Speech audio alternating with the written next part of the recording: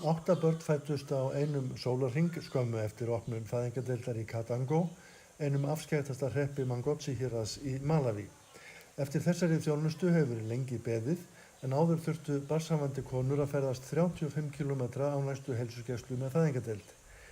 Nýja fæðingardeildin er fjármögnuð af íslenskum stjórnvöldum, hluti af stóru verkefni sendiráðsins í Lilongwe með héraðsyfirvöldum í Mangotsi á sviði heilbrigðismála. Mæðrum og börnunum 8 heilsast vel, en á nýju fæðingardeildinni er hægt að taka á móti 4 börnum samtímis og rúm eru fyrir 12 mæður. Á lóðinni er líka velbúið húsnæði fyrir verðandi mæður sem bíða þess að verða léttari og skýli fyrir vandamenn. Héraðslæknirinn og forstöðumaður heilsugæslunnar áttu tæpast orð til að lýsa ánægju sinni með þetta risastóra framfaraskref.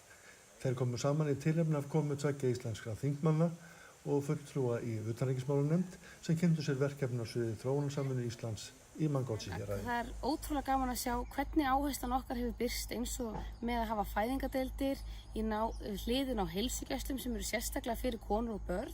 Þannig að þar geti konur og börn til dæmis náð sér í alla sína þjónustu. Þann dag sem við komum voru 8 fæðingar, kornungamæður, fallið lítil börn.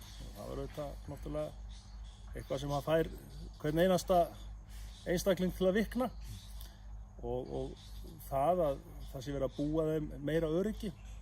Fæðingardeildin í Katangó þjónar rúmlega 13.000 íbúum í nærliggjandi samfélögum, en hún er hluti af heilsugæslustöð sem rekin er af héraðsyfirvöldum.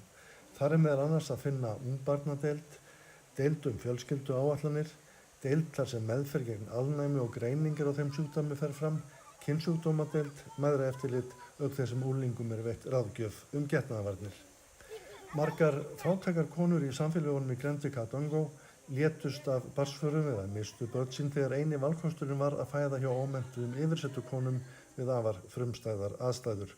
Þakklætinu til Íslendinga fyrir nýju fæðingardeildina er hér með komið til skila.